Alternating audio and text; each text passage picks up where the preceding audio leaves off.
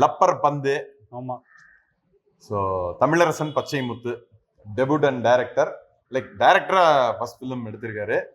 But ட்ரைலரே பயங்கர ப்ராமிசிங்கா இருந்தது. படத்தோட கதை என்ன? படத்தோட ஸ்டோரி, நம்ம ஹீரோ அட்டகத்தி தினேஷ் வந்து அவர் ஊரோட ஸ்டார் பேட்ஸ்மேனா இருக்காரு.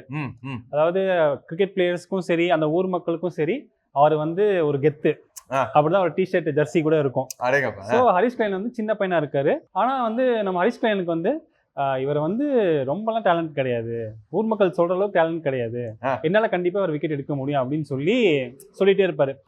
கதை வந்து அப்படி ரோல் ஆகி ஹரிஷ் கல்யாண் வந்து ஒரு பெரிய பவுலரா வளர்ந்துடுறாரு. அட்டகத்தி தினேஷும் பார்த்தீங்கன்னா வயசானாலும் இன்னமும் அவர் வந்து அவர் ஊரோட ஸ்டார் பேட்ஸ்மேனாகவே இருக்காரு.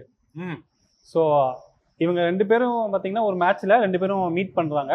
மீட் பண்றப்ப ஹரிஷ் கல்யாண் வந்து சொன்ன மாதிரியே வந்து அட்டகத்தி தினேஷோட விக்கெட்டை எடுத்துடுறாரு ஃபர்ஸ்ட் ஓவரே. அதில் வந்து இவங்க ரெண்டு பேத்துக்கு நடுவில் ஒரு சின்ன ஃபைட் ஆயிடுது. அதுக்கப்புறம் தான் தெரியுது ஹரிஷ் கல்யாணுக்கு நம்ம லவ் பண்ணிட்டு இருக்க பொண்ணோட அப்பா தான் அட்டகத்தி தினேஷ் அப்படின்னு சொல்லி. என்ன சொல்ற? ஆமா, கதைப்படி அட்டகத்தி தினேஷுக்கு 17 வயசுலேயே கல்யாணம் ஆயிடுது. அதனால அவரோட பொண்ணை வந்து ஹரிஷ் கல்யாண் வந்து லவ் பண்ணிட்டு இருக்காரு. ஸோ அதுக்கப்புறம் என்னாச்சு, இவங்க அந்த அட்டகத்தி தினேஷ் அப்புறம் ஹரிஷ் கல்யாண் நடுவில் இருந்த ஈகோ என்னாச்சு, அந்த லவ்வர்ஸ்குள்ள என்ன ஆச்சு அப்படின்றத அந்த படத்தோட மீதி கதை. பயங்கர இன்ட்ரெஸ்டிங்கான ஒரு நாட்டா இருக்கு. அண்ட் படத்துடைய ஃபர்ஸ்ட் ஹாஃப் எப்படி இருக்கு? படத்தோட ஃபர்ஸ்ட் ஹாஃப் ரொம்பவே நல்லா இருந்துச்சு. ஏன்னா ரைட்டிங் வந்து அவ்வளோ ரொம்ப பிரமாதமாக டேரக்டர் வந்து எழுதியிருக்காரு. அதே மாதிரி நம்ம அட்டகத்தி தினேஷோட கேரக்டரை பற்றி பார்த்தோம் அப்படின்னா ஃபர்ஸ்ட் பால் எப்போவுமே டிஃபென்ஸ் தான். அதே மாதிரி அவரை யாருனாலே அவுட்டே ஆக்க முடியாது, இன்னிங்ஸ் ஃபுல்லாக விளையாடுவார். அதே மாதிரி இன்னிங்ஸோட கடைசி பாலில் அவர் ஸ்கோர் 99ஆகவே இருந்தாலும் அவர் வந்து அவுட் ஆகிடுவார். அது ஒரு எத்திக்ஸா வச்சிருக்காரு. ஏன் அப்படின்னா நம்ம அவுட் ஆனா பவுலர் எவ்வளவு சந்தோஷப்படுறான் அப்படின்றத பார்க்கணும் அப்படின்னு அவர் நினைப்பாரு. என்ன ஒரு டெமோக்ராட்டிக்கான ஒரு பிளேயர். அவரோட கேரக்டரே ஒரு மாதிரி எக்ஸென்ட்ரிக்கா தான் இருக்கும். அதே மாதிரி அவர் படத்துல வந்து விஜயகாந்த் ஃபேன். அப்பப்ப வந்து விஜயகாந்தோட சாங்ஸ் எல்லாம் படம் ஃபுல்லா வருது, கேட்கறதுக்கு ரொம்ப நல்லா இருந்துச்சு. இந்த இன்டர்வல் சீக்வன்ஸுமே பார்த்தீங்கன்னா ரொம்ப நல்லா எழுதியிருந்தாங்க. அதாவது கட்டத்தில் ஹரிஷ் கல்யாணுக்கும் அட்டகத்தி தினேஷுக்கும் அப்படியே கட்டி புரண்டு சண்டை போட்டுருவாங்க. அந்த மாதிரி இன்டர்வல் சீக்வன்ஸ் இருக்கும். படம் பார்த்துருந்த நமக்கும் என்ன இதுக்கப்புறம் ஹீரோ ஹீரோயினும் சேர போகிறாங்க அதுதானே கதை அப்படின்ற மாதிரி நம்ம நினைப்போம்.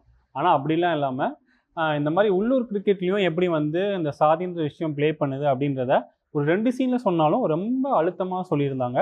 அதே மாதிரி இந்த நம்ம ஹீரோஸ் கண்ட்ரோல் இருந்த ஈகோ என்னாச்சு அப்படின்றத பற்றியும் ரொம்ப சொல்லியிருந்தது வந்து ரொம்ப நல்லா இருந்துச்சு. ரொம்ப என்டர்டெய்னிங்காக இருந்துச்சு இந்த படம் ஓவராலாக. ஸோ இந்த படத்தில் காமெடியும் நல்லா ஒர்க் அவுட் ஆயிருக்கு அப்படிங்கிற மாதிரி நம்ம டிஸ்கஸ் பண்ணும்போது சொல்லியிருந்தீங்க. ஸோ காளி வெங்கட் இருக்காரு, பாலசரவணன் இருக்காரு. ஸோ எப்படி ஒர்க் ஆச்சு? காமெடி பார்த்தீங்கன்னா ரொம்பலாம் வந்து கிடையாது. ஒரு 4-5 சீனில் வந்து நம்ம நல்லாவே சிரிக்க வைக்கிறாங்க. பாலசரவணன் வந்து இந்த டைலாக் ஓரியன்டான காமெடிஸ் தான் ரொம்ப நல்லா பண்ணியிருந்தாரு பாலசரவணன். காளி வெங்கட் வந்து அந்த நக்கலான நையாண்டியான ஏதாவது இந்த படத்துல வந்து காளி வெங்கட் சீரியஸான கேரக்டர் தான் பண்ணியிருக்காரு. அவர் வந்து இந்த படத்துல காமெடி பண்ணல. படத்துடைய மேல் லீட்ஸை பத்தி பேசணும். So female leads Sanjana Krishnamurthy, Swasika என்கிற பூஜா விஜய், ஸோ இவங்கெல்லாம் பண்ணியிருக்காங்க. அவங்க பெர்ஃபார்மன்ஸ் எல்லாம் எப்படி? இந்த படத்தில் நடித்த எல்லாருமே ரொம்ப நல்லா நடிச்சிருந்தாங்க. அந்த கேரக்டருக்கு என்ன நடிக்கணுமோ அதை வந்து ரொம்ப எக்ஸலண்ட்டாக பண்ணியிருந்தாங்க. ரொம்ப யதார்த்தமாக இருந்துச்சு நடிப்பும் சரி ஸ்கிரிப்டும் சரி.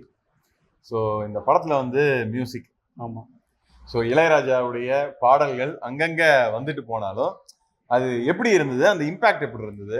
ராஜா சாரோட மியூசிக்கை நீங்கள் ஃபோனில் கேட்குறதுக்கும் தியேட்டரில் அந்த அந்த அட்மாஸ்ஃபியரில் கேட்குறதுக்கும் ரொம்ப டிஃப்ரென்ஸ் இருக்குது. அந்த ஆர்கெஸ்ட்ரேஷன்லாம் நம்ம கேட்குறப்ப அப்படியே நமக்கு கூஸ்பம்ஸ் வருது. இப்போவும் ஒரு விஜயகாந்த் பாட்டு வருது 2-3 இடத்துல. ராஜா ராஜா தான். என்னதான் நம்ம வந்து ஒரு பக்கம் அவரோட நம்ம விமர்சனங்களை வச்சாலும் மியூசிக்னு வந்துட்டா இசை கடவுள் தான் அப்படி. ஆமா, கண்டிப்பா. சரி, இசை கடவுள்னு வேற சொல்லிட்டோம். இசை சைத்தானோட படம் வேற ரிலீஸ் ஆகிருந்தது.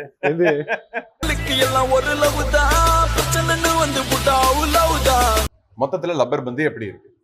மொத்தத்துல லப்பர் பந்து எப்படி இருக்குன்னு கேட்டீங்கன்னா நான் ஹேட்ரிக்னு தான் சொல்லுவேன். ஏன் அப்படின்னா லவ் காமெடி வேணுமா அதுவும் இருக்கு, கிரிக்கெட் வேணுமா அதுவும் இருக்கு, கிரிக்கெட்ல சாதிக்கூடாது அப்படின்ற நல்ல கருத்தும் இருக்கு.